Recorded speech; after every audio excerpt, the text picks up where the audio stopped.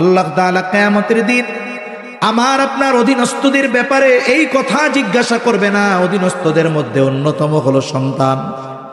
সন্তানের ব্যাপারে আল্লাহ জিজ্ঞাসা করবে না তারে কি খাওয়াইছিলা, কি পড়াইছিলা, তার জন্য ভালো বাসস্থানের ব্যবস্থা করেছিলা কিনা, এইগুলো আল্লাহ জিজ্ঞাসা করবে না। মূল জিজ্ঞাসা হবে তাকে আমি আপনি কতটুকু দিন শিখিয়েছিলাম, এই ব্যাপারে আল্লাহর আদালতে জবাবদিহিতার কাঠগড়ায় দাঁড়ানো লাগবে। তাউদ্দু নি'মাতাল্লাহি লা তুহসুহা। তোমরা যদি আল্লাহর নেয়ামত সমূহ গণনা করো, হিসাব করতে পারবা না। নেয়ামত অগণিত, এই জন্য নেয়ামত কম দামি বিষয়টা এমন নয়। আপনাদের অঞ্চলে সবজি তরকারি উৎপাদন আলহামদুলিল্লাহ অনেক বেশি হয়। শহরের ঘটনা এমনও ঘটে, যেই সময়টাতে বাজারে গাজর, টমেটো এই সবজিগুলো কম পাওয়া যায়, এক কেজি টমেটোর দাম হয় 300 টাকা।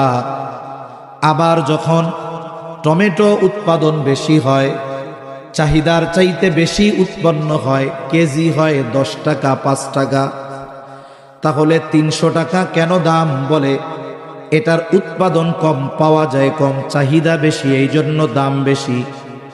আবার একই জিনিস একটা সময় হয়ে যায় 5 টাকা কেজি, কেন?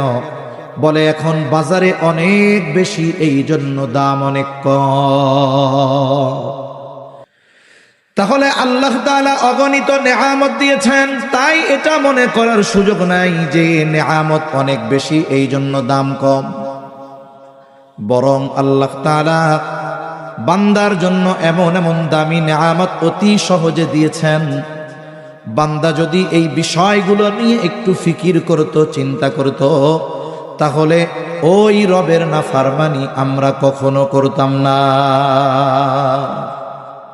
আমি যে কথাগুলো বলার ইচ্ছা করেছি, এই কথাগুলো যার সন্তান আছে তার জন্য, যার নাই তার জন্য, যে বিবাহ করে নাই তার জন্য, যে বিবাহ করেছে তারও জন্য।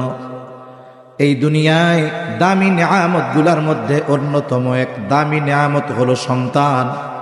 যেই সন্তানকে আল্লাহ তাআলা দুনিয়ার অলংকার বলে ঘোষণা করেছে।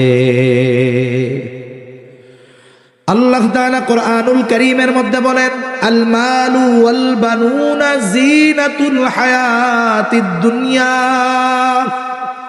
আল্লাহ তাআলা বলেন সম্পদ, সন্তান